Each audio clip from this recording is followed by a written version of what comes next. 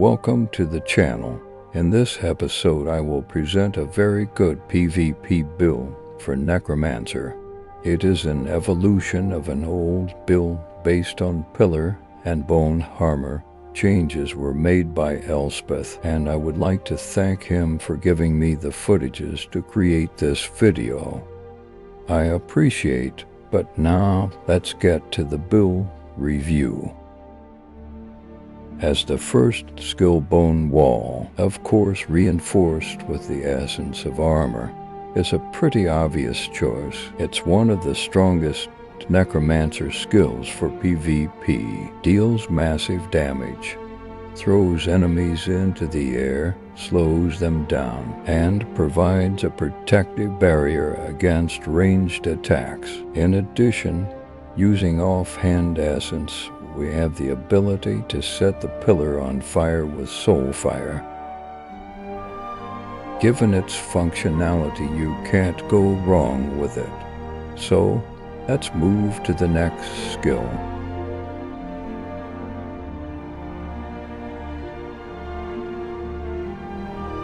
Another reliable ability is Wrath Form. By turning into a ghost, you gain invulnerability to all attacks. In general, it is an escaper that helps you get out of tough situations. However, by using Leg's essence, this skill also becomes an offensive engage because of fear activation whenever you come into contact with the enemy. When you add to main hand essences, you gain an additional cooldown reduction and 3 orbs that slow down enemies and inflict damage on them. With all that being said, Wrath Form is a great skill for PvP, which in my opinion is a significant increase in mobility.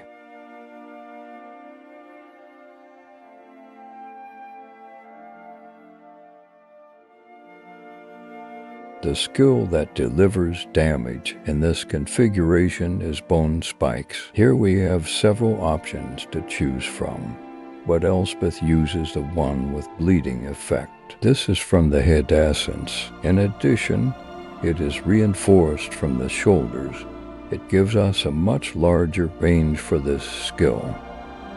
However, if you decide that you do not need such an effect, then an additional crowd control is an optional choice. I think everyone should check out different solutions for bone spikes and choose what they get the best results with. I know from experience that everyone here has different preferences, so ultimately it's up to you.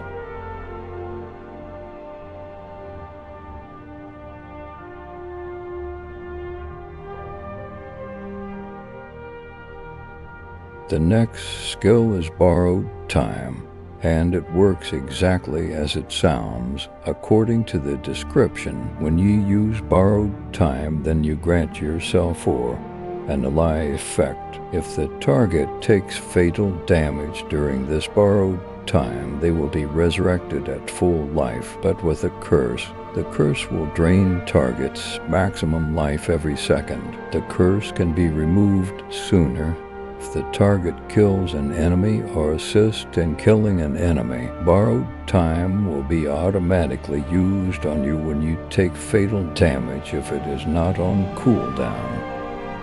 So it's a very good option for increasing our survival rate.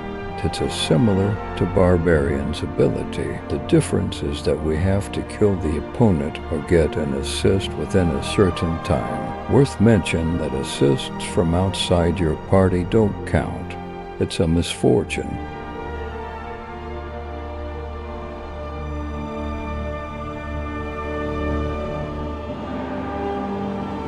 This brings us to the last skill. It is Soul Fire. As I mentioned previously, that in this build we are going to use offhand, which sets the pillar on fire.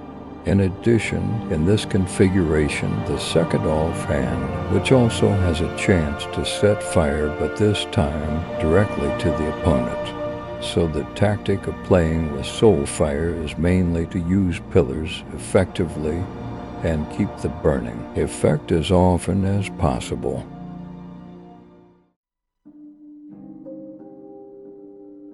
As you can see, this configuration is not on the offensive side, so with Paragon points you can compensate for that. Instead of a gladiator, a weaver is worth considering. Besides, you should mainly target damage and HP, possibly armor penetration as well.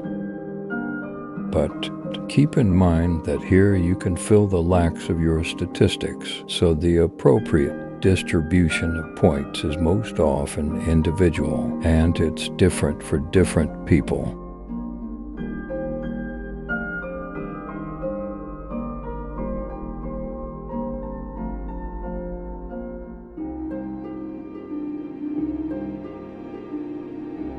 In the case of sets, this is where the choice is also optional. However, to increase the efficiency of your crowd control skills and overall damage, I recommend for pieces of Barons pack-in to pieces of Banquet.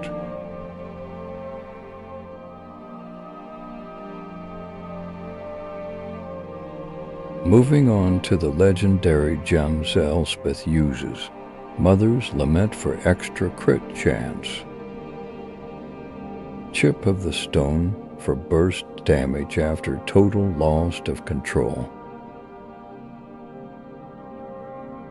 Bottled Hope for additional movement, speed, and damage after using Wrath form. DSJ for additional damage. Starfire Shard and Hellfire Fragment for additional source of damage. Phoenix Ashes for extra survivability. And Echoing Shade for resonance purpose and clones.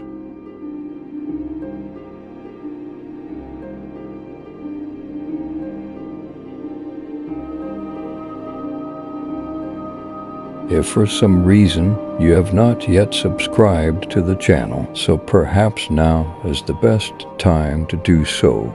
Also remember to leave a thumbs up if you enjoyed the video. That's all for today, and as always, thanks for watching.